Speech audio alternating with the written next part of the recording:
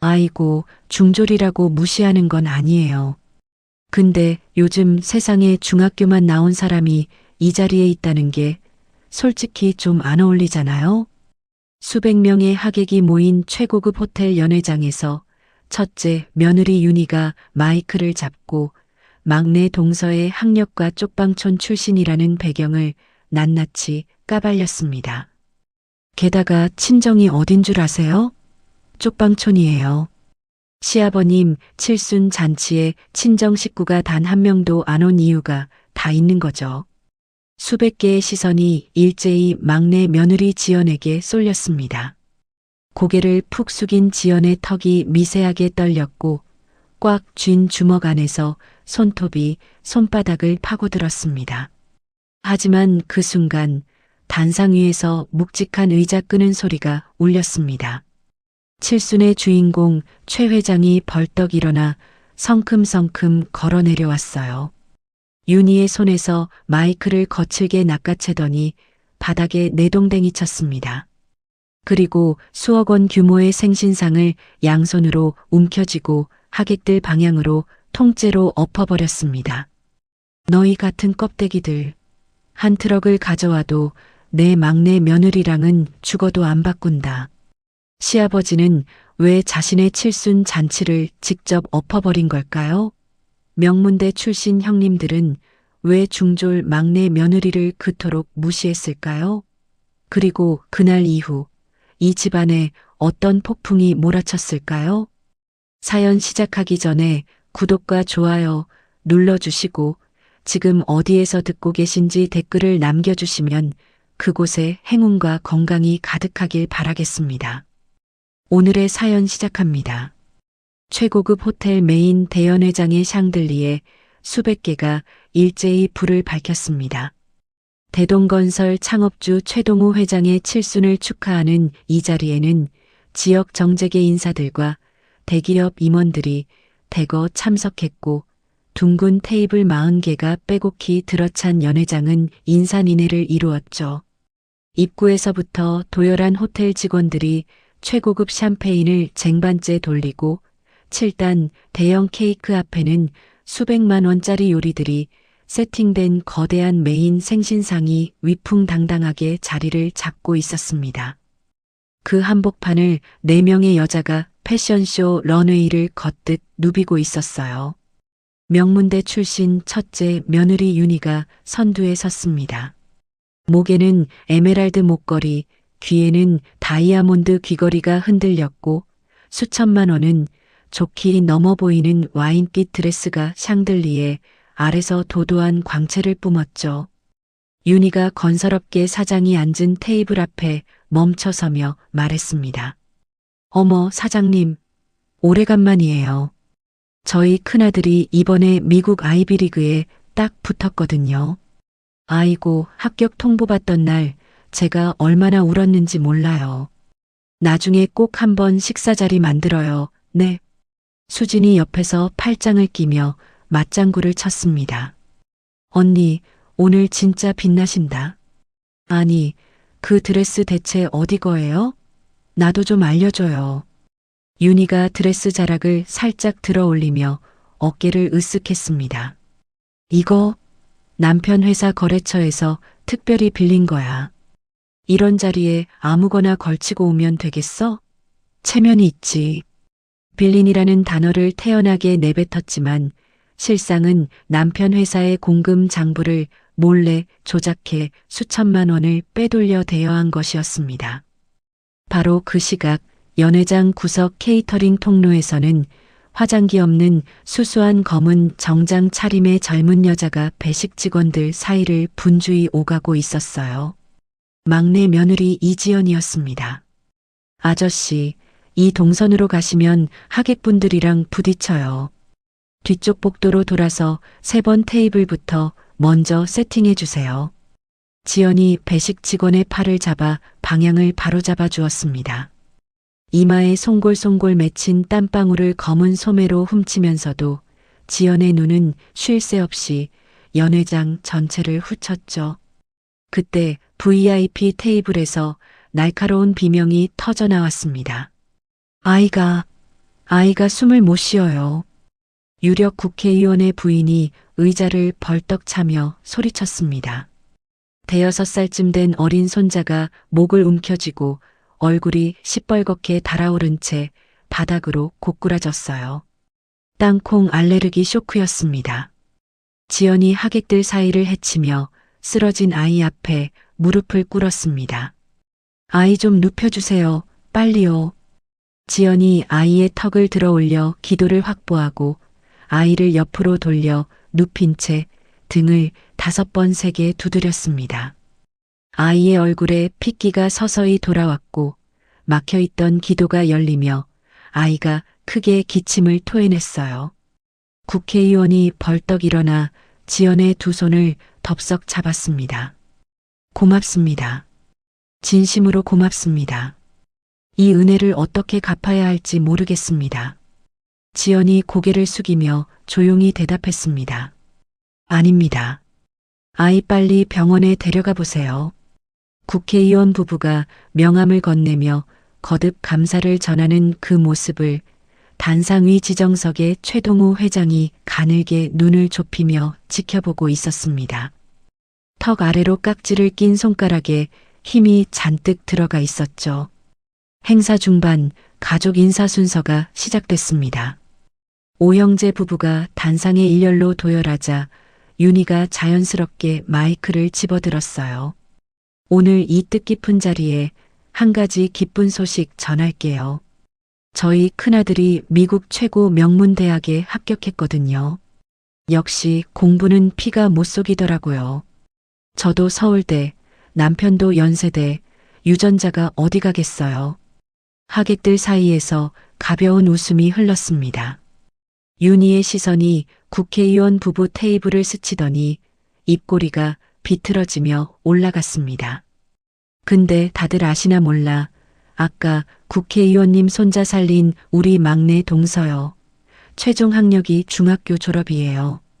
연 회장이 일순간 쥐 죽은 듯 고요해졌습니다. 아이고, 무시하는 거 아니에요. 근데 요즘 세상에 중학교만 나온 사람이 이 자리에 서 있다는 게 솔직히 좀 안 어울리잖아요? 게다가 친정이 어딘 줄 아세요? 쪽방촌이에요. 시아버님 칠순 잔치에 친정 식구가 단 한 명도 안 온 이유가 다 있는 거죠. 윤희의 목소리가 스피커를 타고 연회장 구석구석 퍼졌습니다. 수백 명의 시선이 일제히 지연에게 쏠렸어요. 지연의 얼굴에서 핏기가 싹 빠졌고 고개를 푹 숙인 채 꽉 쥔 주먹 안에서 손톱이 손바닥을 파고들었습니다. 형수님, 지금 그게 사람한테 할 소리야. 민준이 이를 악물며 앞으로 뛰쳐나왔습니다. 하지만 장남이 민준의 어깨를 한 손으로 눌러 못 박았어요. 야, 막내, 형수가 사실을 말한 건데 뭘 흥분이야. 사실이 그렇게 아파? 둘째와 셋째가 양쪽에서 민준의 팔을 잡아 뒤로 끌어당겼고 넷째가 콧방귀를 뀌며 코웃음을 쳤습니다. 바로 그 순간이었습니다. 단상 위에서 묵직한 의자 끄는 소리가 울렸습니다. 최동호 회장이 굳은 표정으로 일어섰어요.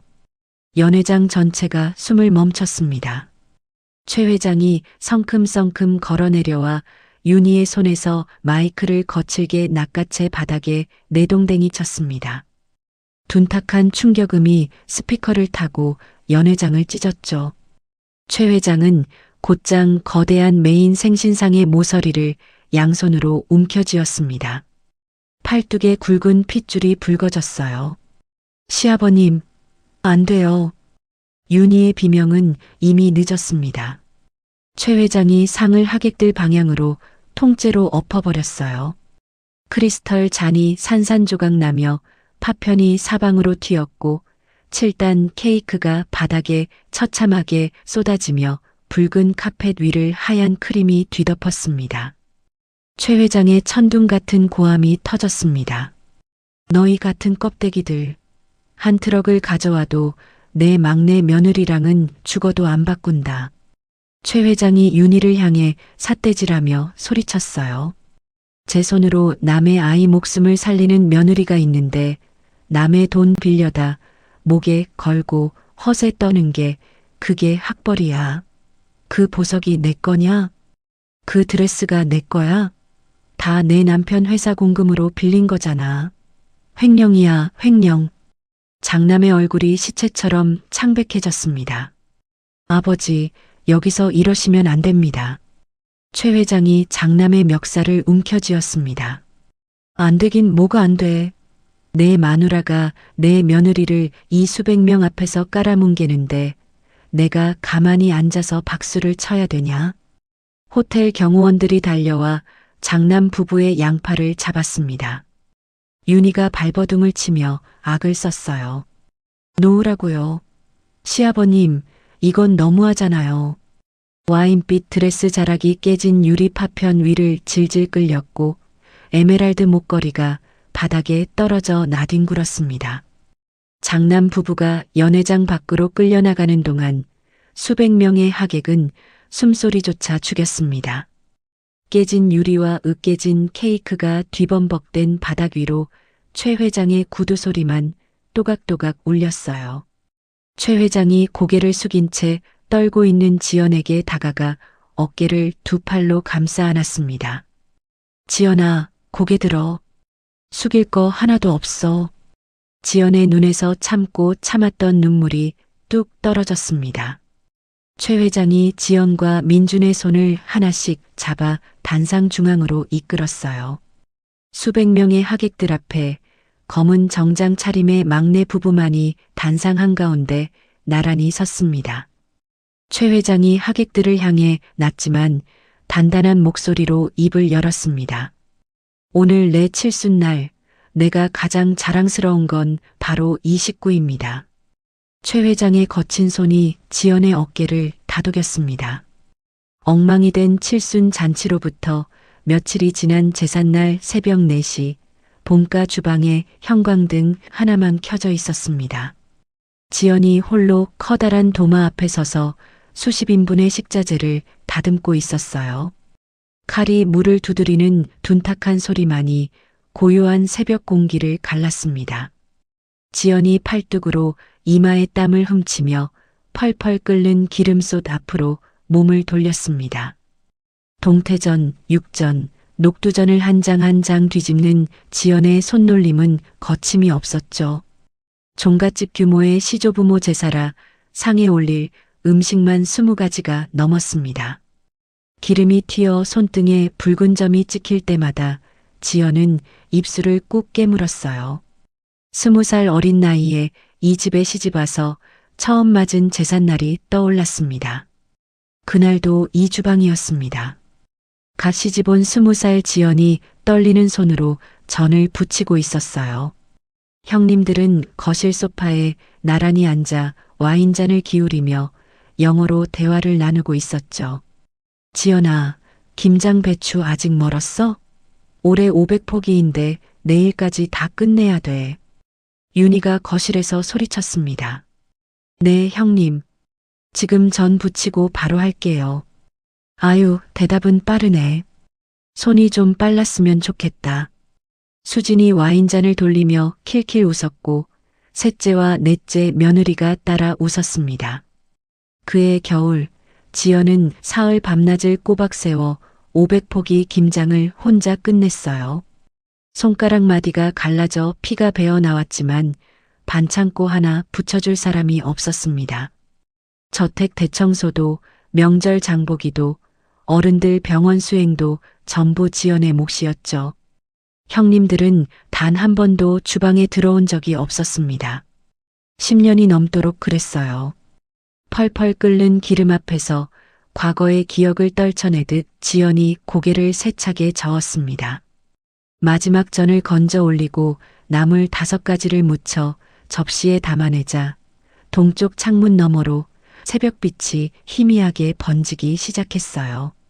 그런데 바로 그때 현관 도어락에서 삐소리가 울렸습니다. 가족들이 모두 잠든 시각이었습니다. 지연이 국자를 내려놓고 고개를 돌렸어요.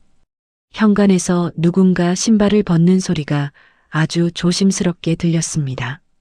칠순 잔치에서 쫓겨난 뒤 횡령금을 메꾸느라 궁지에 몰린 첫째 며느리 윤희였습니다. 윤희가 검은 모자를 푹 눌러 쓴 채 어둠 속에서 복도를 따라 최 회장의 서재로 미끄러지듯 들어갔어요.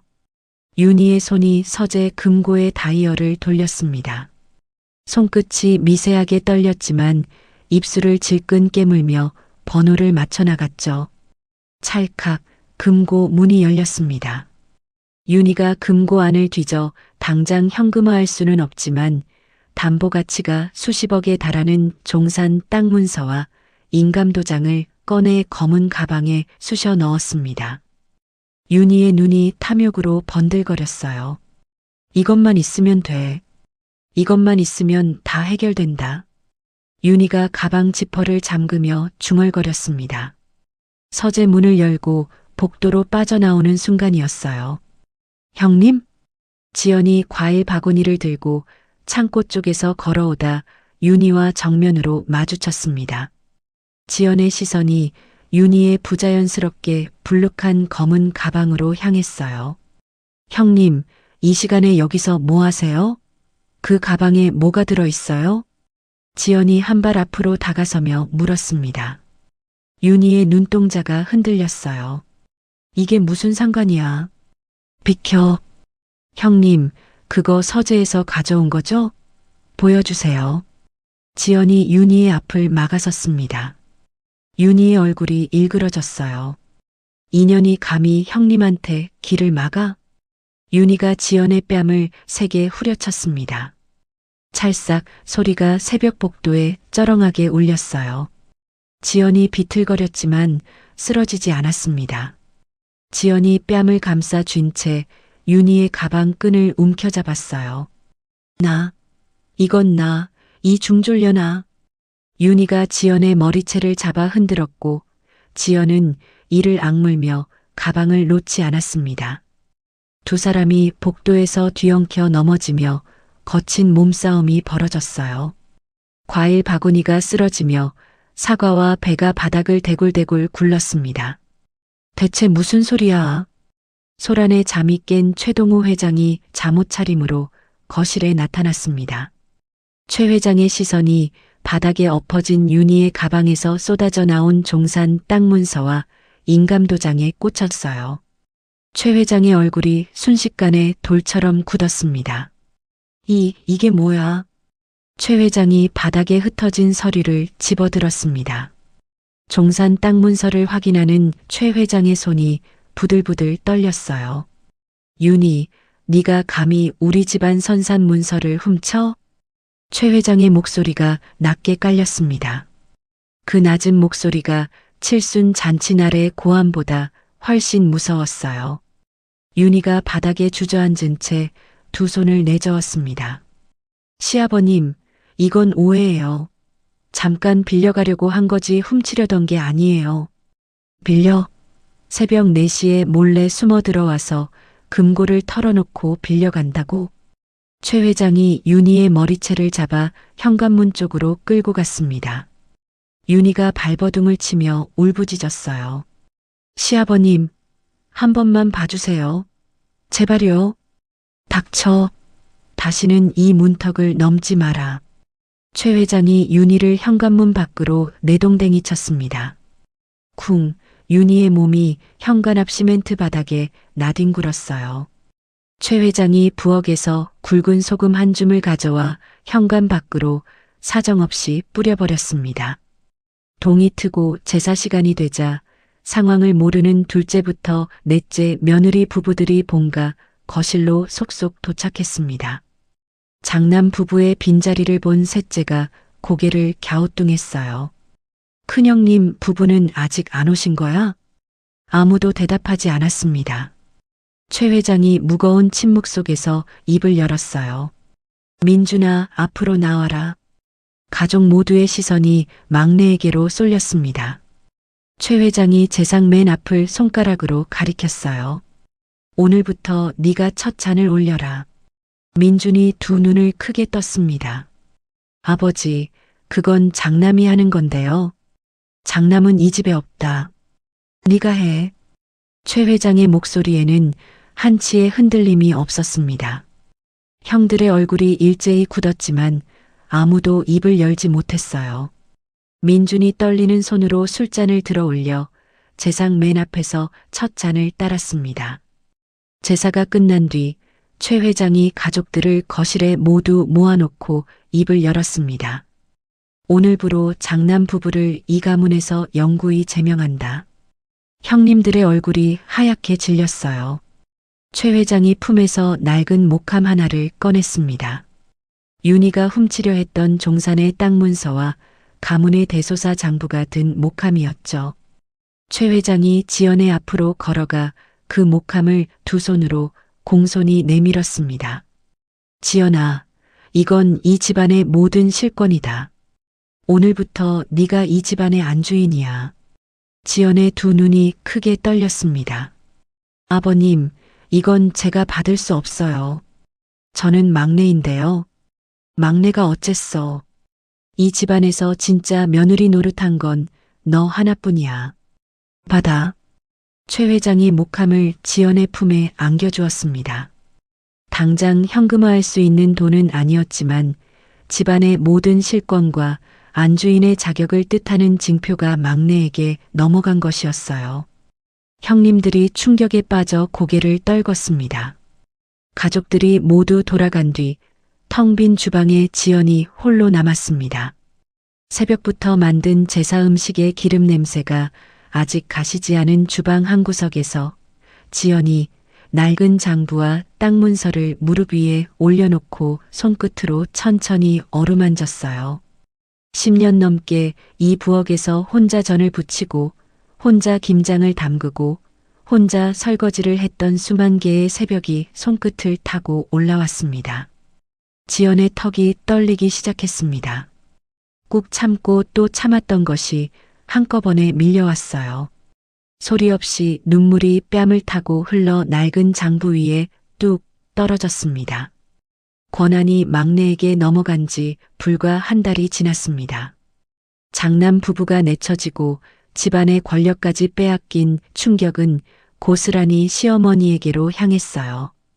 그날 오후 본가 거실에서 시어머니가 전화기를 붙들고 있었습니다.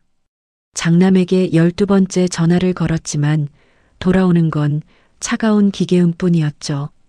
이 녀석이 왜 전화를 안 받는 거야? 아무리 그래도 엄마 전화는 받아야지. 시어머니가 전화기를 소파 위에 내던지며 가슴을 쓸어내렸습니다. 이마에 식은 땀이 송골송골 맺혔어요. 갑자기 시어머니의 두 눈이 크게 뒤집히며 입에서 시뻘건 피가 쏟아졌습니다. 급성 뇌출혈이었습니다. 시어머니의 몸이 소파에서 미끄러져 거실 바닥으로 쓰러졌어요. 주방에서 저녁 준비를 하던 지연이 둔탁한 소리에 뛰어나왔습니다. 어머님, 어머님, 눈 떠보세요. 지연이 바닥에 쓰러진 시어머니의 머리를 무릎 위에 올리며 소리쳤어요. 시어머니의 입가에서 피가 계속 흘러나왔고 눈동자에 초점이 풀려 있었습니다. 지연이 떨리는 손으로 119에 전화를 걸었습니다. 여보세요. 환자가 피를 토하고 쓰러졌어요. 빨리 와주세요. 제발요. 구급차가 도착하기까지의 7분이 7시간처럼 느껴졌어요. 지연은 시어머니의 기도가 막히지 않도록 고개를 옆으로 돌려준 채 손수건으로 입가의 피를 쉴 새 없이 닦아냈습니다. 대학병원 응급실로 긴급 이송된 시어머니는 곧바로 수술실로 들어갔습니다. 수술실 위 빨간 불이 켜진 채 4시간이 넘게 꺼지지 않았어요. 지연은 수술실 앞 차가운 복도 의자에 앉아 두 손을 모은 채 눈을 감고 있었습니다. 형제들에게 연락이 닿은 건 수술이 끝난 뒤였습니다. 응급실 복도에 둘째부터 넷째까지 형제 부부들이 불려왔어요. 의사가 복도로 나와 가족들 앞에서 입을 열었습니다. 출혈 부위는 잡았지만 오른쪽 전신 마비가 왔습니다. 최소 6개월은 24시간 밀착 간병이 필요합니다. 셋째 며느리가 먼저 손사래를 쳤어요. 아이고, 저는 다음 주부터 남편이랑 해외 출장이라서요. 넷째 며느리가 바로 뒤를 이었습니다. 저도 애들 학원 스케줄이 있어서 도저히 시간이 안 돼요. 둘째 아들이 고개를 푹 숙인 채 아무 말도 하지 못했어요. 둘째 며느리 수진이 남편의 옆구리를 팔꿈치로 쿡 찔렀습니다. 당신이 말을 해야지. 우리도 사정이 있다고. 그런데 이때 의사가 둘째 아들에게 조심스럽게 물었습니다. 보호자분, 혹시 이전 입원비 미납분이 있으신데요? 입원 수술비와 합치면 상당한 금액입니다. 둘째 아들의 얼굴이 흑빛으로 변했어요. 수진이 남편의 얼굴을 쳐다보며 눈을 가늘게 떴습니다. 미납분이 뭐야? 무슨 미납분? 그게. 솔직히 말해. 수진의 목소리가 차갑게 가라앉았습니다. 둘째 아들이 입술을 달싹이다 결국 고개를 떨궜어요. 도박 빚이 좀 있어. 좀이 얼마야? 가산 대부분. 수진의 눈이 휘둥그레졌다가 이내 얼음장처럼 굳었습니다. 수진이 핸드백을 어깨에 걸치며 벌떡 일어섰어요. 이혼이야. 오늘부로 끝이야, 우리. 수진아, 한 번만 봐줘. 제발. 봐줘? 집을 통째로 말아먹어 놓고 봐달라고? 닥치고 내일 서류 보내. 수진이 핸드백 하나만 달랑 들고 병원 복도를 걸어 나갔습니다. 뒤돌아보지 않았어요. 셋째와 넷째 부부도 서로 눈치만 보다 하나둘 복도에서 빠져나갔습니다. 텅 빈 복도에 지연만 남았습니다. 지연이 중환자실 옆 비좁은 간이 침대를 폈어요. 얇은 담요 한 장을 끌어안고 누운 지연의 앞으로 비급여 수술비 청구서가 쌓이기 시작했습니다. 수억 원에 달하는 금액이 적힌 종이를 한 장씩 넘길 때마다 지연의 손끝이 차갑게 식어갔죠. 그로부터 며칠이 지난 어느 오후 지연이 병원을 지키고 있던 사이 본가에서 끔찍한 일이 벌어졌습니다. 검은 정장을 입은 사내 대여섯 명이 전기톱을 들고 본가 대문 앞에 나타났어요. 전기톱의 날이 쇠문을 갈아대는 굉음이 골목 전체를 뒤흔들었습니다. 대문이 박살나며 사내들이 거실로 우르르 밀고 들어왔죠. 선두에 선 사내가 검은 가죽 장갑을 낀 손으로 낡은 서류 한 장을 꺼내 들었습니다. 사채업자 독사였어요. 독사가 소파에 앉아있던 최 회장의 면전에 누렇게 바랜 차용증을 들이밀었습니다. 최 회장님, 오래간만이시네. 10년 전에 친구분 연대보증 서신 거 기억나시죠? 원금에 이자 붙어서 지금 수십억입니다. 최 회장의 얼굴이 사색으로 변했어요. 그건 성태가 갚기로 한 거야. 내가 보증만 선 거라고. 보증만 서셨어도 성태 그 양반이 야반도주를 했으니까요. 법적으로 회장님이 다 갚으셔야죠. 독사가 이빨을 드러내며 씩 웃었습니다. 부하들이 금고며 거실의 고가구마다 붉은 압류 딱지를 찰싹찰싹 붙여나갔어요.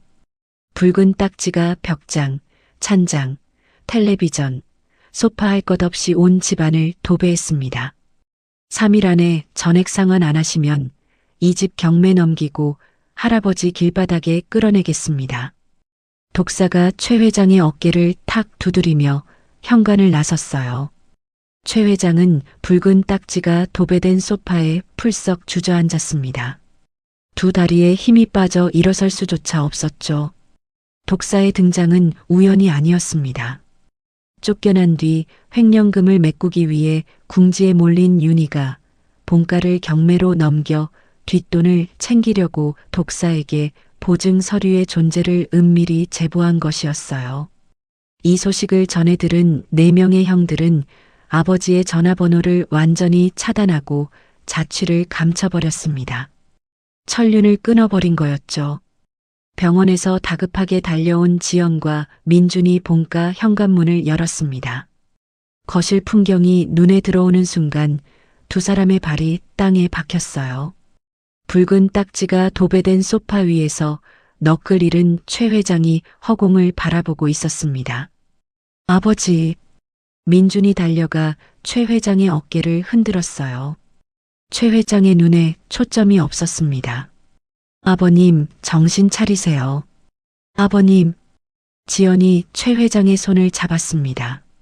차갑게 식은 손이었어요. 지연이 바닥에 흩어진 서류 더미를 한 장씩 들춰보다 손을 멈췄습니다. 서류 틈에 끼어 있던 작은 메모지 한 장, 거기에 첫째 형님 윤희의 이름과 전화번호가 적혀 있었어요. 지연의 눈이 가늘어지며 턱에 힘이 잔뜩 들어갔습니다. 다음 날 아침이었습니다. 약속한 3일 기한이 남았음에도 독사가 철거 용역들을 이끌고 다시 나타났어요. 포클레인이 굉음을 내며 본가 마당으로 진입했습니다. 기한 아직 안 끝났잖아. 이건 불법이야. 민준이 포클레인 앞을 온몸으로 막아섰습니다.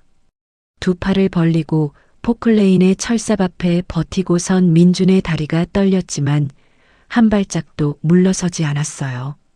비켜, 이 새끼야. 용역 하나가 쇠파이프를 휘둘렀습니다.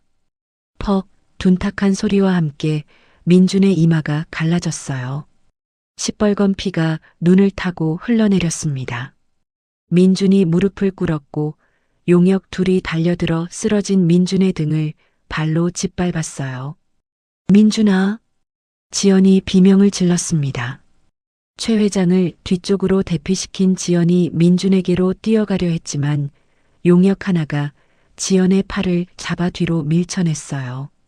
포클레인의 굴착기 삽이 천천히 들어 올려져 본가 현관문을 향했습니다. 엔진 소리가 점점 거세졌어요. 피를 흘리며 바닥에 엎어진 민준의 등 위로 용역들의 발길질이 멈추지 않았고 굴착기 삽이 현관문을 향해 내려오기 직전이었습니다. 굴착기 삽이 현관문을 박살내기 직전 지연이 피 흘리는 민준의 몸 위로 엎어졌습니다. 두 팔로 남편의 머리를 감싸 안은 지연이 고개를 들어 독사를 쏘아보았어요. 흙투성이 얼굴 위로 번진 핏자국 사이 지연의 두 눈에 도끼가 서렸습니다. 독사가 비웃으며 쇠파이프를 치켜들었어요. 의리는 있네. 같이 맞을래? 독사의 팔이 지연의 머리를 향해 내려오려는 찰나였습니다. 귀를 찢는 엔진 굉음과 함께 최고급 리무진 세단 한 대가 마당으로 돌진해 들어왔어요. 리무진이 독사의 무릎 앞 불과 한 뼘 거리에서 급정거했습니다. 타이어가 흙바닥을 긁으며 먼지가 사방으로 피어올랐죠. 리무진 양쪽 문이 동시에 열리더니 검은 양복에 건장한 경호원 6명이 차에서 내려 일렬로 도열했습니다. 용역들의 움직임이 멈췄어요. 뒷좌석 문이 천천히 열렸습니다. 최고급 비단 한복을 입은 백발의 노파가 은장식 지팡이를 짚으며 차에서 내렸어요. 작은 체구였지만 마당 전체를 짓누르는 위압감이 노파의 몸에서 뿜어져 나왔습니다. 독사의 손에서 쇠파이프가 철커덕 떨어졌어요. 사색이 된 독사가 흙바닥에 무릎을 꿇었습니다. 어머니, 왜 여기에? 노파가 아들을 거들떠보지도 않았어요. 투명인간 취급하며 곧장 흙투성이가 된 지연에게로 걸어갔습니다. 노파가 지연의 두 손을 덥석 부여잡았어요. 주름진 눈에서 굵은 눈물이 뚝뚝 떨어졌습니다. 아가, 이게 얼마만이야? 내 은인을 내가 이제야 찾았구나. 지연이 흙이 묻은 얼굴을 들어 노파를 올려다보았습니다. 할머니, 그때 그 할머니세요? 3년 전 겨울, 기록적인 폭설이 쏟아지던 밤이었습니다. 식당 아르바이트를 마치고 귀갓길에 오른 지연이 골목 한쪽에 쓰러져 있는 노파를 발견했어요. 노파의 입술이 시퍼렇게 질려 있었고 숨이 가늘게 끊어지고 있었습니다. 심근경색이었죠. 지연이 노파를 등에 업고 눈길을 띄었습니다. 운동화가 눈에 빠져 벗겨졌지만 멈추지 않았어요. 병원 응급실에 도착한 지연은 수술비가 없는 노파를 위해 자신의 통장에 남아있던 전 재산을 꺼내 수술비를 결제했습니다. 그날 지연의 통장 잔고는 0원이 됐어요. 노파가 수술 후 깨어났을 때 지연은 이미 병원을 떠난 뒤였습니다. 이름도 연락처도 남기지 않았죠. 지역 지하 경제의 절대적인 큰손으로 불리는 노파는 그날부터 3년간 자신의 생명을 구해준 젊은 여자를 찾아 헤맸습니다. 노파가 지연의 흑투성이 손을 꼭 쥔 채 고개를 돌렸어요. 무릎 꿇은 독사를 내려다보는 노파의 눈에서 눈물이 싹 거치고 차가운 분노가 올라왔습니다. 네가 내 은인의 집을 박살내고 있었어? 어머니, 그게 아니라 사업상 채권이. 독사가 말을 끝내기도 전에 노파가 들고 있던 은장식 지팡이를 휘둘렀어요. 퍽 지팡이가 독사의 안면을 사정없이 후려쳤습니다. 독사의 코에서 피가 터져 나왔어요. 내 어미 목숨 살려준 은인한테 칼을 들이대는 게 사업이야? 노파가 다시 지팡이를 치켜들었습니다. 독사가 두 손으로 얼굴을 감싸쥐며 흙바닥에 이마를 박았어요. 잘못했습니다, 어머니. 제발. 보증 서류 원본 당장 가져와. 지금 당장. 독사가 벌벌 떨며 부하에게 손짓했어요. 부하가 차에서 서류 봉투를 가져와 노파 앞에 두 손으로 바쳤습니다. 노파가 봉투에서 수십억짜리 차용증 원본을 꺼냈어요. 노파가 호주머니에서 라이터를 꺼내 차용증 모서리에 불을 붙였습니다. 주황빛 불꽃이 종이를 타고 올라갔어요. 수십억 원의 빚이 재가 되어 바람에 흩날렸습니다. 지연이 그 광경을 멍하니 바라보았죠. 자, 이제 불 꺼 다 불었으니 입 열어. 이 집에 너를 보낸 게 누구야? 노파가 독사의 턱을 지팡이로 들어올리며 물었습니다. 장남 부부요. 첫째 며느리 윤이라는 여자가 보증 서류가 있다고 제보했습니다. 독사가 울먹이며 자백했어요. 노파의 입꼬리가 차갑게 내려갔습니다. 노파가 품에서 전화기를 꺼내 어딘가에 전화를 걸었습니다. 나야. 대동건설 장남 부부 회사 있지. 어음 결제 전부 막아. 그리고 그쪽으로 흘러가는 돈줄이란 돈줄은 오늘부로 다 얼려버려. 전화를 끄는 노파가 독사를 다시 내려다보았어요. 딱지 떼고 꺼져. 내 눈앞에서 당장. 독사가 부하들에게 악을 썼습니다. 딱지 다 떼. 빨리. 부하들이 기겁하며 집 안으로 뛰어들어가 벽장, 찬장, 소파에 붙어있던 붉은 딱지를 미친 듯이 뜯어냈어요. 용역들은 포클레인을 후진시키며 도망치듯 철수했습니다. 박살난 마당에 다시 쥐죽은 듯한 정적이 내려앉았어요. 노파가 지연의 팔을 부축해 일으켜 세우며 말했습니다. 아가, 나 좀 따라와. 보여줄 게 있어. 노파의 리무진에 오른 지연은 시장 중심부의 3층짜리 낡은 상가 앞에서 내렸습니다. 이 건물은 윤희가 매입하려다 자금 부족으로 실패했던 알짜배기 매물이었어요. 노파가 건물 열쇠를 지연의 손에 쥐어주었습니다. 1층 전체를 줄 테니까 보증금도 없고 월세도 없어. 네가 오랫동안 꿈꿨던 식당, 여기서 마음껏 해봐. 지연의 입술이 파르르 떨렸어요. 할머니, 이건 너무 큰 거예요. 저는 그날 당연한 일을 한 것뿐인데. 당연한 일? 전 재산 털어서 모르는 노인네 수술비 내주는 게 당연한 거야?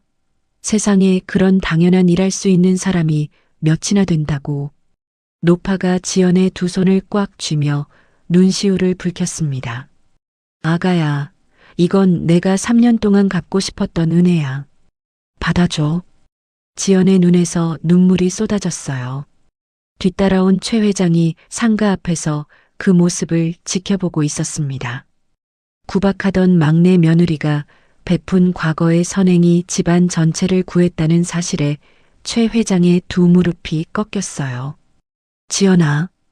최 회장이 지연 앞에서 무릎을 꿇으려 했습니다. 아버님, 이러시면 안 돼요, 안 돼요. 지연이 기겁하며 최 회장의 팔을 잡아 일으켜 세웠어요. 최 회장의 주름진 눈에서 뜨거운 눈물이 흘러내렸습니다. 미안하다, 지연아. 이 집안이 너한테 해준 게 뭐가 있다고. 너는 맨날 받기만 하는구나. 아버님, 그런 말씀 마세요. 저는 이 집 며느리잖아요. 가족이 서로 돕는 건 당연한 거예요. 지연이 최 회장의 거친 손을 두 손으로 감싸 쥐었습니다. 10년 넘게 쌓였던 응어리가 두 사람의 눈물과 함께 씻겨 내려갔어요. 이기적인 내 형제와의 호적을 완전히 정리한 최 회장과 지연, 민준 세 사람은 새롭게 리모델링될 상가 건물 앞에 나란히 섰습니다. 민준이 이마에 붕대를 매만지며 지연의 어깨를 끌어안았어요. 당신이 있어서 이 집안이 아직 서 있는 거야. 지연이 남편의 가슴에 이마를 묻으며 조용히 고개를 끄덕였습니다. 봄바람이 상가 건물의 낡은 간판을 흔들었어요. 시장 큰손 할머니의 도움으로 위기를 넘긴 지 1년이 흘렀습니다. 그 사이 지연은 병원과 본가를 오가며 시어머니의 밀착 간병을 하루도 빠지지 않았어요. 매일 새벽 5시에 일어나 시어머니의 굳은 팔다리를 주무르고 숟가락으로 미음을 한 술 한 술 떠먹이고 밤에는 기저귀를 갈아채우며 잠을 쪼갰습니다. 의사들도 포기했던 기적이 일어났어요. 식물인간 상태였던 시어머니의 오른쪽 마비가 서서히 풀리기 시작했고 어느 날 아침 시어머니가 휠체어 팔걸이를 붙잡더니 스스로 일어선 것이었습니다. 어머님, 서신 거예요? 지연이 세수 대야를 떨어뜨리며 달려왔어요. 시어머니의 두 다리가 후들후들 떨렸지만 쓰러지지 않았습니다. 지연아, 내가 섰어. 내가 일어섰다. 시어머니의 눈에서 눈물이 주르륵 흘러내렸어요. 지연이 시어머니의 허리를 두 팔로 감싸 안으며 함께 울었습니다. 그로부터 2달 뒤 지연과 민주는 상가 1층을 전면 리모델링하여 백반집을 정식 오픈했어요. 간판에는 민준이 직접 매직으로 쓴 글씨가 선명했습니다. 막내네 밥상이라는 4글자였죠. 개업 첫날 시장 상인들이 축하 화분을 들고 하나둘 몰려왔어요. 정육점 사장이 소고기 한 덩이를 들고 들어서며 큰 소리로 외쳤습니다. 야, 오늘 개업이라며.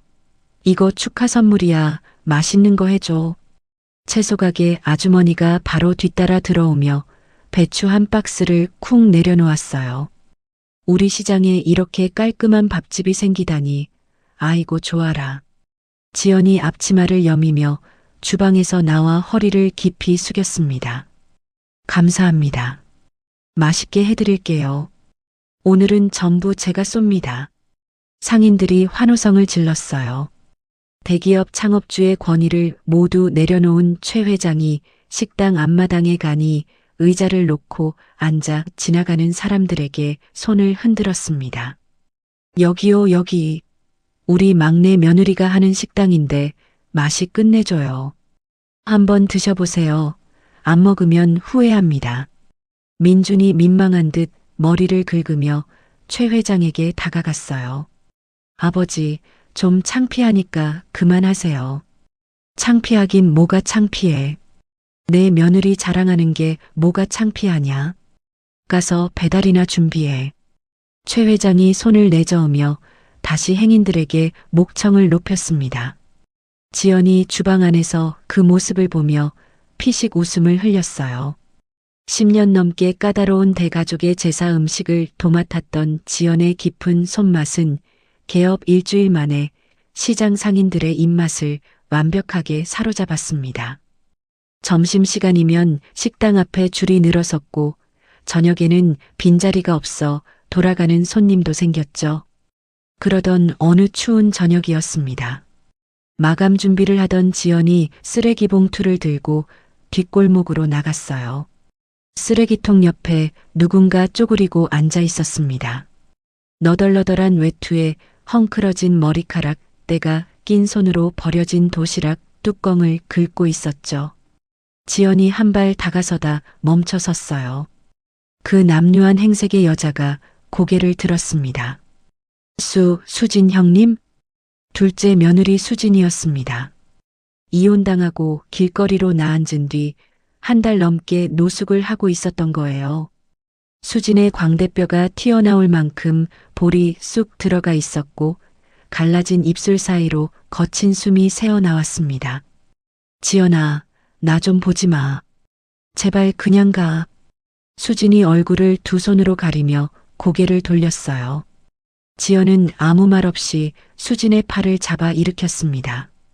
형님, 안으로 들어가요. 내가 무슨 낯짝으로. 너한테 무슨 짓을 했는데. 형님, 그건 됐으니까 일단 들어가요. 밥부터 먹어요. 지연이 수진을 식당 안가장 따뜻한 자리에 앉혔어요. 주방으로 들어간 지연이 뚝배기에 소고기 국밥을 가득 담아 나왔습니다.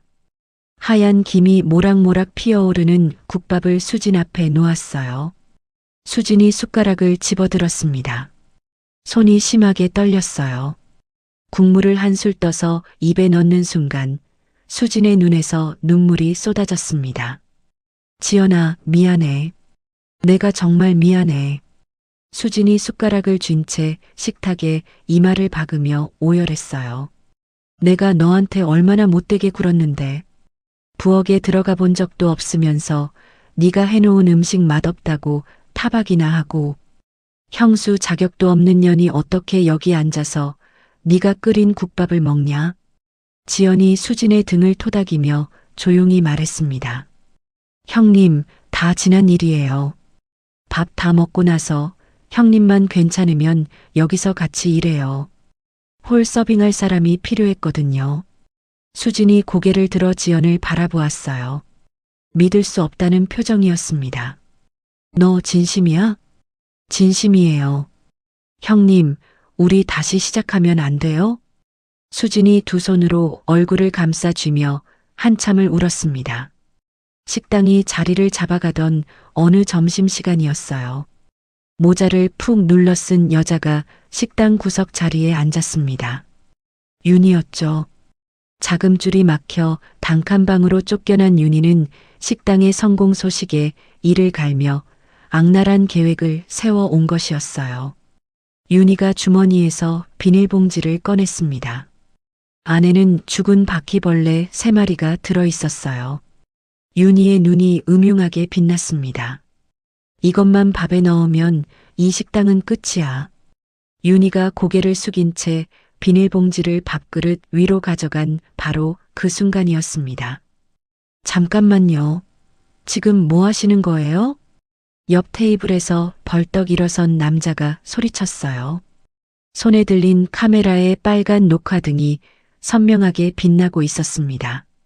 500만 구독자를 보유한 대형 먹방 유튜버였죠. 지금 이분이 음식에 벌레를 넣으려고 했습니다. 다 찍혔어요. 유튜버가 카메라를 윤희의 얼굴에 들이밀었어요. 윤희의 모자가 벗겨지며 얼굴이 그대로 노출됐습니다. 식당 안 손님들이 일제히 자리에서 일어났어요. 저 여자 뭐야? 밥에 벌레를 넣어? 미쳤네, 진짜. 경찰 불러. 지연이 주방에서 뛰어나왔습니다. 윤희와 눈이 마주친 지연의 얼굴이 돌처럼 굳었어요. 형님, 이게 대체 무슨 짓이에요? 윤희가 의자를 박차며 도망치려 했지만 정육점 사장이 출입문 앞을 떡하니 막아섰습니다. 어디가? 꼼짝 마. 출동한 경찰이 윤희의 두 손에 수갑을 채웠어요. 윤희가 끌려나가며 지연을 향해 악을 썼습니다. 이지연, 두고 봐. 이게 끝인 줄 알아? 지연이 대답 없이 윤희를 바라보았습니다.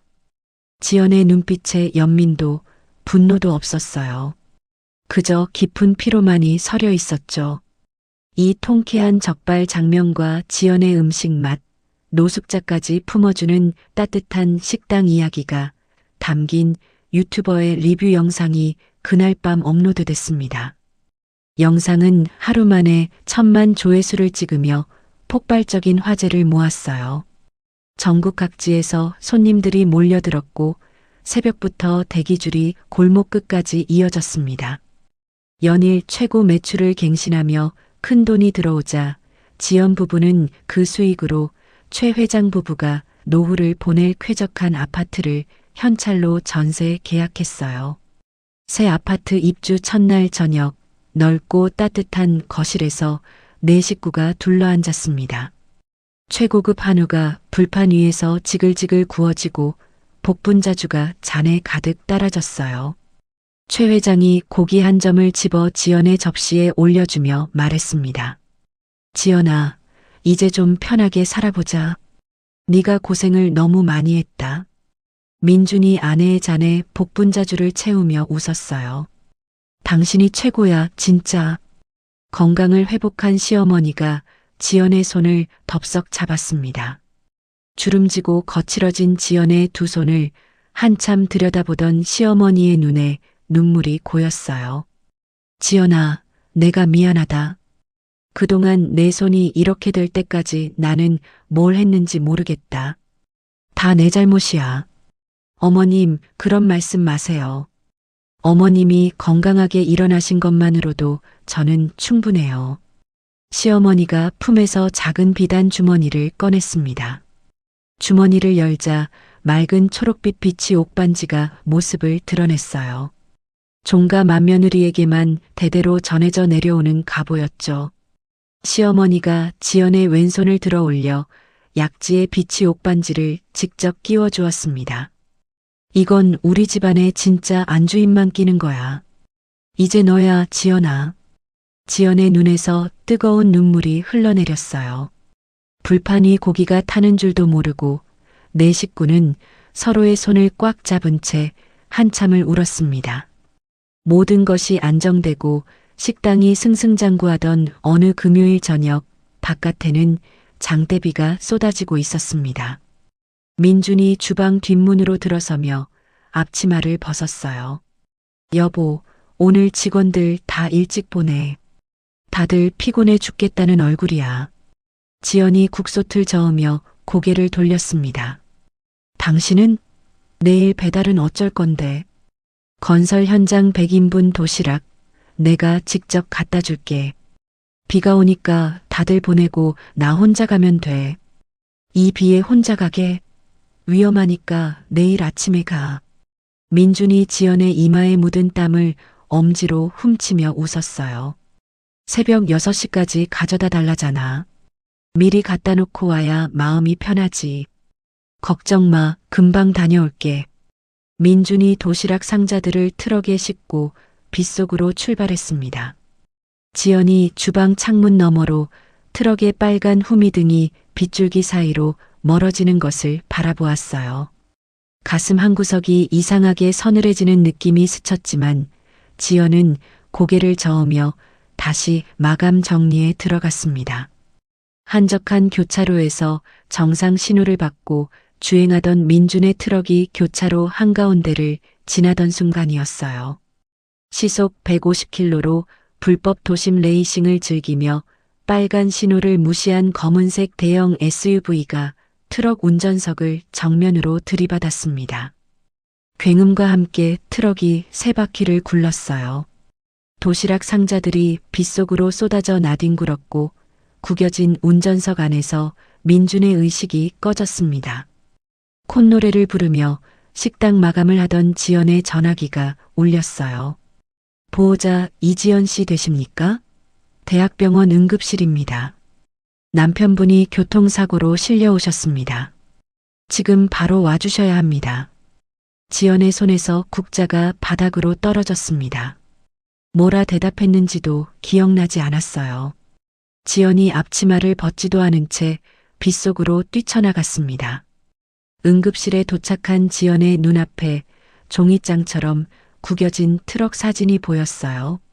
절단기로 겨우 구출된 민주는 두개골이 깨지고 장기 여러 곳이 터져 수혈 팩 수십 개를 단 채 곧바로 수술실로 들어갔습니다.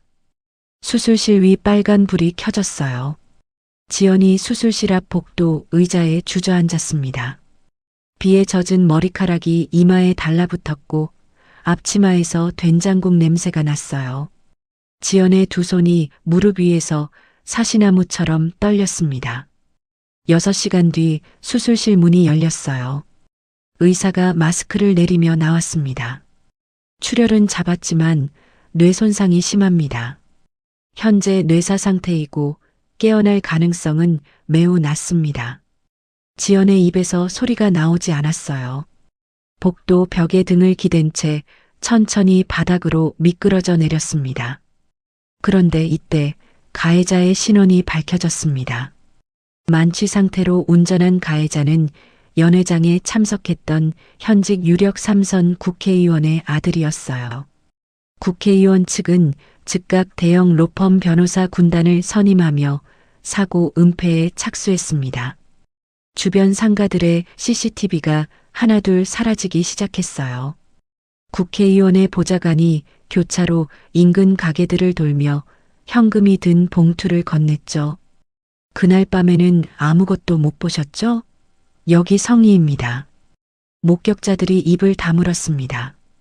국회의원 측은 오히려 민준이 무리하게 꼬리물기를 하여 사고를 유발했다는 허위 진술서를 만들어냈어요. 지연이 합의를 거부하며 항의하자 국회의원은 국세청 인맥을 동원했습니다. 지연의 식당 법인 계좌와 개인 계좌 전체에 대한 세무조사가 벌어졌어요. 모든 자금줄이 한꺼번에 동결됐습니다. 보험금 지급마저 보류된 상태에서 계좌가 막히자 수억 원에 달하는 비급여, 수술비를 당장 현금으로 내야 하는 지연은 극심한 자금 압박에 시달렸어요. 지연이 뜬 눈으로 새벽마다 식당 문을 열었지만 국회의원 측이 고용한 용역 깡패들이 매일 식당 앞을 막아서며 손님들을 쫓아냈습니다. 아줌마, 오늘도 장사 접어. 안 그러면 가게 문짝이 날아간다. 용역이 팔짱을 끼고 출입문 앞에 떡하니 서서 씩 웃었어요. 손님들이 발걸음을 돌렸고 식당은 텅텅 비었습니다. 영업이 완전히 마비된 것이었죠. 그때 중환자실 복도에 낯익은 뒤통수가 나타났습니다. 집행유예로 풀려난 첫째 며느리 윤희였어요. 윤희가 값비싼 코트 깃을 세우고 지연 앞에 턱 서더니 갈색 서류 봉투를 내밀었습니다. 지연아, 나 이제 적으러 온 거 아니야. 도와주러 왔어. 형님이 나를 도와주러 왔다고요? 지연이 서류 봉투를 내려다보며 눈을 가늘게 떴어요. 여기 당장 병원비에 쓸 수 있는 현금 줄 데가 있어. 대신 상가 권리금을 넘기면 돼. 여기 합의서 있으니까 도장만 찍으면 돼. 지연이 서류를 펼쳐보았습니다. 상가 권리금이 시세의 10분의 1도 안 되는 헐값이었고 넘기는 대상은 국회의원의 페이퍼 컴퍼니였어요. 지연의 손이 파르르 떨렸습니다. 형님, 이게 도와주러 온 거예요? 국회의원 돈 받고 브로커 짓하러 온 거잖아요. 지연의 목소리가 낮게 깔렸어요. 윤희의 눈동자가 흔들렸습니다. 브로커가 아니라 현실을 얘기해 주는 거야. 남편은 깨어날 가능성이 없고 병원비는 쌓이고 계좌는 막혔잖아. 다른 방법이 있어? 지연이 합의서를 양손으로 움켜쥐었어요. 종이가 찢어지는 소리가 조용한 병실에 날카롭게 울렸습니다.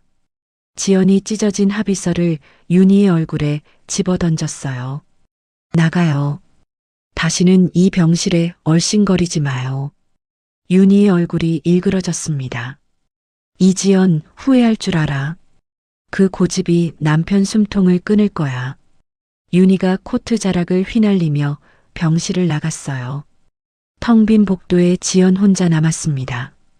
차가운 병원 바닥에 주저앉은 지연이 무릎에 이마를 묻었어요. 수억 원의 병원비, 막힌 계좌, 죽어가는 남편, 무너진 식당. 막대한 권력 앞에 철저히 무력해진 자신이 한없이 작게 느껴졌습니다. 지연의 어깨가 들썩이며 소리 없는 울음이 터져 나왔어요. 다음 날 오전이었습니다. 국회의원 측의 에이스 변호사가 경호원 2명을 대동하고 막내네 밥상으로 찾아왔어요. 변호사가 테이블 위에 수표 한 장을 집어 던졌습니다. 모멸적인 금액인 건 나도 알아요.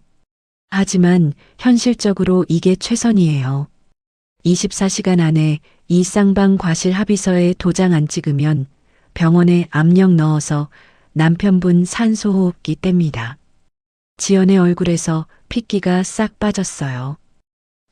그건 사람 목숨을 가지고 협박하는 거잖아요. 협박이 아니라 통보예요. 24시간입니다. 변호사가 볼펜을 합의서 위에 올려놓고 일어섰어요. 경호원들이 문 앞에 서서 팔짱을 꼈습니다. 텅 빈 식당 안 차가운 금속 테이블 위에 합의서와 볼펜이 놓여 있었습니다. 지연이 천천히 볼펜을 집어들었어요. 펜을 쥔 손이 파르르 떨렸습니다. 벽에 걸린 시계의 초침 소리만이 텅 빈 식당 안에 째깍째깍 울려 퍼졌습니다. 합의서 위에 떨리는 손으로 볼펜을 가져가던 바로 그 찰나 식당 유리문이 박살 날 듯 벌컥 열렸습니다. 거기 도장 찍지 마.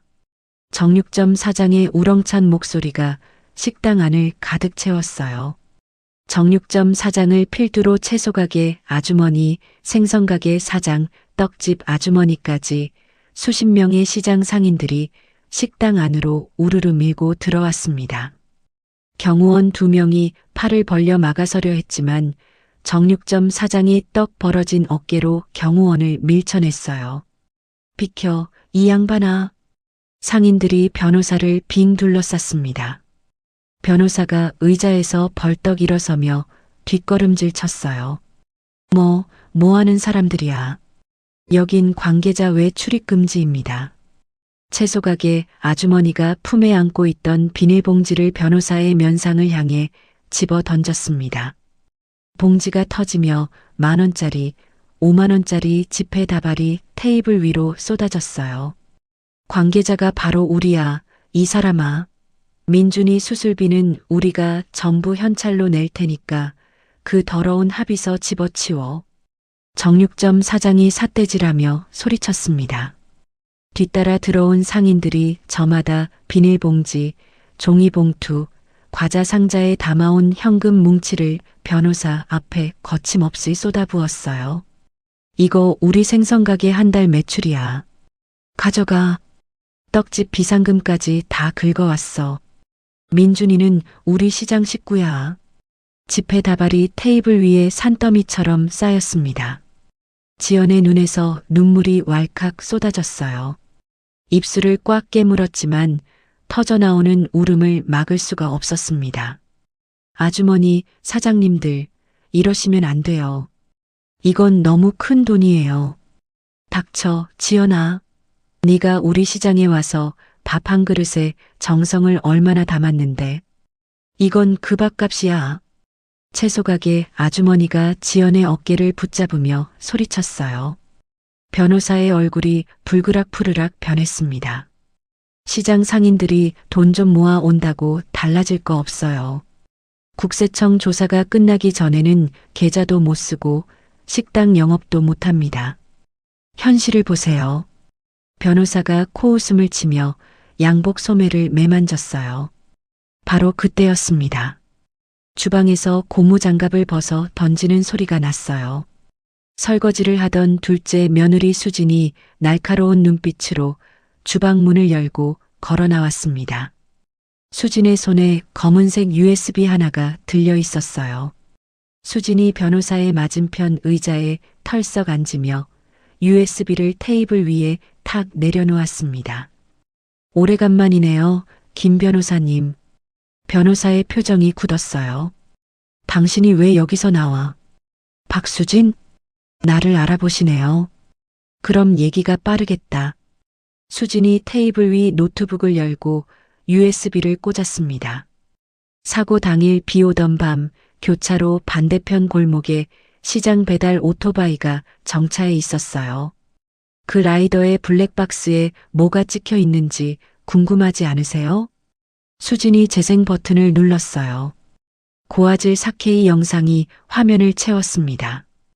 영상 안에는 빨간 신호등 아래서 시속 150km로 질주하는 검은색 SUV가 선명하게 잡혀 있었어요. SUV가 민준의 트럭을 정면으로 들이받는 장면, 그리고 사고 직후 조수석에서 내린 남자가 허검지겁 운전석으로 달려가 기절한 운전자와 자리를 바꾸려는 장면까지 고스란히 담겨 있었습니다. 변호사의 얼굴이 하얗게 질렸어요. 이건 어디서 구한 겁니까? 수진이 팔짱을 끼며 입꼬리를 올렸습니다. 시장 상인들 네트워크가 얼마나 촘촘한지 몰랐죠? 배달 라이더 찾는데 사흘 걸렸어요. 원본이에요, 원본. 김 변호사님이 아무리 CCTV를 지워도 이건 못 지웠네. 변호사가 벌떡 일어나 노트북을 향해 손을 뻗었어요. 그거 내놔. 당장 내놔. 변호사가 노트북을 부수려고 달려드는 순간 정육점 사장이 변호사의 양복깃을 움켜쥐고 바닥에 내동댕이 쳤습니다. 어디서 날뛰어, 이 양반이. 상인 셋이 달려들어 변호사를 바닥에 완벽하게 눌러버렸어요. 경호원들이 뛰어들려 했지만 생선가게 사장과 떡집 아저씨가 앞을 가로막으며 한 발짝도 접근하지 못하게 했습니다. 수진이 자리에서 일어나 변호사를 내려다보며 말했습니다. 김 변호사님, 한 가지 더 알려드릴게요. 수진이 주머니에서 전화기를 꺼내 화면을 변호사 눈앞에 들이밀었어요. 이 원본 영상, 지금 이 순간 대한민국 모든 지상파 방송국 메인 뉴스 데스크에 전송 완료됐습니다. 오늘 저녁 8시 뉴스 첫 꼭지예요. 변호사의 입이 벌어진 채 다치지 않았어요. 바닥에 눌린 채 변호사의 얼굴이 시체처럼 창백하게 변했습니다. 그건 증거인멸을. 증거인멸이요? 지금 바닥에 깔려서 할 소리가 그거예요? 목격자 매수하고 CCTV 폐기하고 운전석 바꿔 앉은 건 증거인멸이 아니고. 수진의 목소리가 차갑게 내리꽂혔어요. 수진이 지연에게로 돌아섰습니다. 지연아, 이제 괜찮아. 내가 다 해놨으니까. 지연이 입술을 깨문 채 고개를 끄덕였어요. 두 눈에서 눈물이 멈추지 않았습니다. 그날 저녁 8시 블랙박스 원본 영상이 전국 뉴스 첫 꼭지로 대대적으로 보도됐습니다. 신호 위반, 만취 질주, 운전석 교체 조작 장면이 전 국민의 안방에 적나라하게 공개됐어요. 분노한 여론이 들끓었고 국회의원 당사 앞에는 수만 명의 시위대가 운집했습니다. 맹렬한 압박을 견디지 못한 국회의원이 다음 날 아침 대국민 사과와 함께 의원직을 사퇴했어요. 동결됐던 지연의 계좌가 일제히 풀렸고 국회의원의 아들은 구속 수감됐습니다. 지연은 수진의 치밀한 조력으로 천문학적인 금액의 손해배상금을 받아냈어요. 브로커 짓을 하던 윤희마저 증거인멸 교사 혐의로 다시 구속됐습니다. 사태가 완전히 뒤집히자 과거 지연을 무시하던 셋째와 넷째 형님 부부가 병원 로비로 달려왔어요. 네 사람이 지연 앞에 무릎을 꿇었습니다. 지연아, 제발 한 번만 용서해줘. 우리가 잘못했어. 셋째 형님이 바닥에 이마를 박으며 울었어요. 넷째 형님이 지연의 바짓단을 붙잡으며 매달렸습니다. 지연아, 살려줘. 제발. 최 회장이 뒤에서 지켜보다 무거운 입을 열었습니다. 호적에서 파지는 않겠다. 대신 앞으로 지연이 밑에서 일해. 거역하면 그때는 진짜 끝이야. 셋째와 넷째 부부가 연거푸 고개를 조아렸어요. 밀린 병원비를 전액 현금으로 완납한 지연이 가벼운 발걸음으로 중환자실에 들어갔습니다. 잠든 민준의 거친 손을 두 손으로 감싸 쥐었어요. 여보, 나왔어. 다 끝났어. 이제 당신만 일어나면 돼. 지연이 민준의 손등에 이마를 대고 속삭였습니다. 바로 그 순간이었어요. 죽은 듯 미동도 없던 민준의 손가락이 미세하게 꿈틀거렸습니다. 지연이 숨을 멈추며 고개를 들었어요. 굳게 닫혀있던 민준의 눈꺼풀이 가느다란 틈을 만들며 서서히 올라갔습니다. 여보. 지연의 목소리가 떨렸어요. 민준의 초점 없는 눈동자가 천천히 지연의 얼굴을 찾아 움직였습니다. 기적적으로 의식을 회복한 민준이 6개월간의 고된 재활 치료를 이어갔습니다. 매일 아침 지연이 민준의 팔을 붙잡고 병원 복도를 한 발 한 발 걸었어요. 민준이 다리에 힘이 풀려 비틀거릴 때마다 지연이 허리를 받쳐 일으켜 세웠죠. 화창한 봄날이었습니다. 민준이 휠체어에서 일어나 지팡이를 짚고 식당 앞에 섰어요. 시장 상인들이 식당 양쪽으로 도열해 박수를 쳤습니다. 민준아, 돌아온 거야? 정육점 사장이 두 팔을 벌리며 소리쳤어요. 네, 사장님. 이 몸이 돌아왔습니다. 민준이 활짝 웃으며 식당 문을 열고 당당히 들어섰습니다. 지연이 주방에서 앞치마를 두른 채 뛰어나왔어요. 남편의 얼굴을 두 손으로 감싸쥐며 한참을 들여다보았습니다. 살 좀 빠졌네. 당신 밥 먹으면 금방 찌지. 민준이 지연의 이마에 자신의 이마를 맞대며 웃었어요. 상인들이 휘파람을 불고 환호성을 질렀습니다. 그로부터 석 달 뒤 지연 부부는 합법적으로 받아낸 막대한 손해배상금과 동결이 풀린 식당의 누적 수익을 바탕으로 시장 입구에 5층짜리 낡은 상가를 토째로 매입했어요. 낡은 건물이 철거되고 그 자리에 최신식 10층 통유리 건물이 올라갔습니다. 건물 꼭대기에 막내 F&B라는 거대한 간판이 걸렸어요.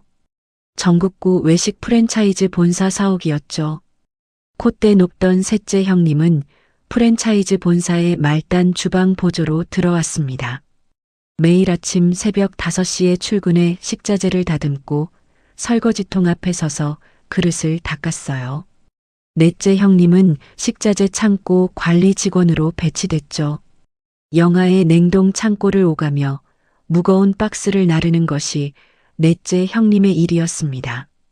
법무총괄 이사가 된 수진이 매주 월요일 아침 회의에서 셋째와 넷째의 근무 태도를 낱낱이 점검했어요.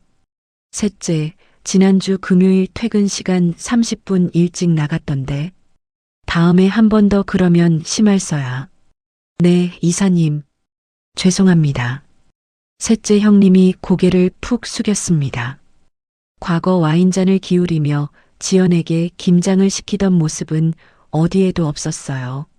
신사옥 오픈 당일 최동호 회장이 최고층 연회장에 정재계 주요 인사들을 다시 불러 모았습니다. 칠순 잔치를 떠올리게 하는 거대한 가족 연회였어요. 하지만 분위기는 그때와 완전히 달랐습니다. 단상 중앙에 선 사람은 화려한 드레스를 입은 형님이 아니라 깔끔한 검은 정장을 입은 지연이었어요.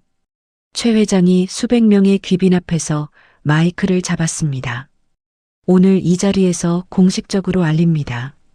우리 가문의 모든 실권과 막내 F&B의 100% 지분 소유주는 대표이사 이지연입니다. 최 회장이 지연의 손을 높이 들어 올렸어요.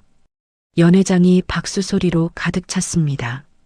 지연이 고개를 숙여 인사하는 순간 왼손 약지의 비치 옥반지가 샹들리에 아래서 초록빛으로 빛났어요.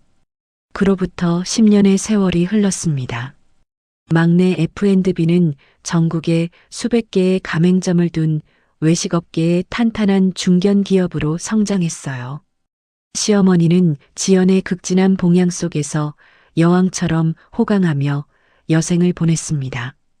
어느 가을 오후 안방 침대에 누운 시어머니가 곁에 앉은 지연의 볼을 쓰다듬었어요.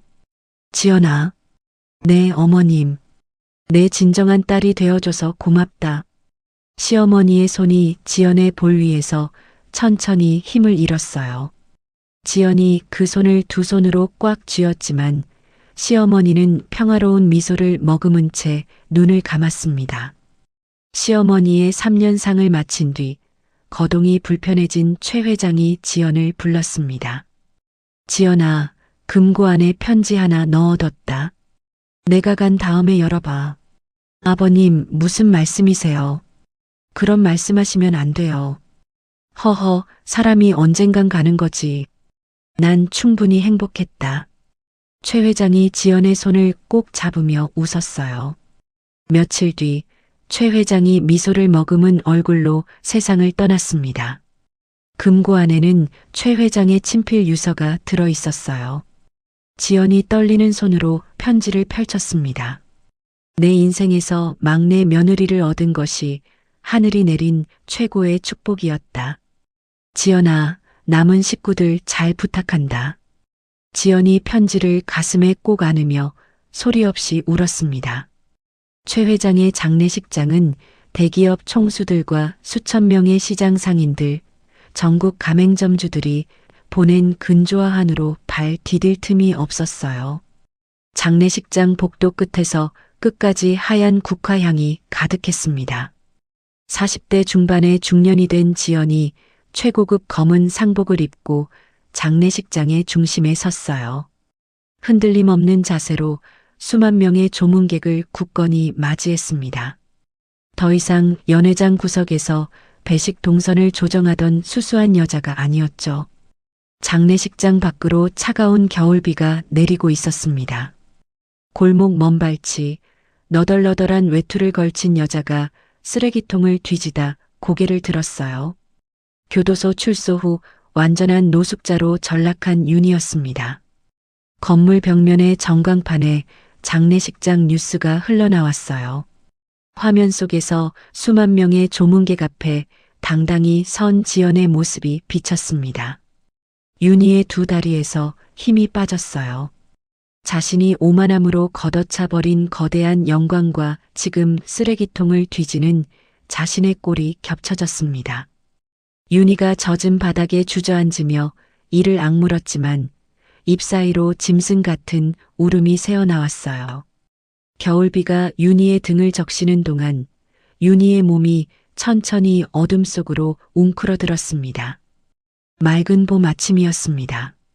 시부모의 웅장한 가족 묘역 앞에 네 사람이 나란히 섰어요.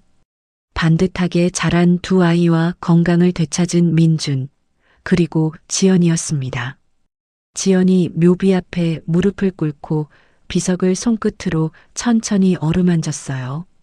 왼손 약지의 비치 옥반지가 봄 햇살을 받아 맑은 초록빛을 머금었습니다.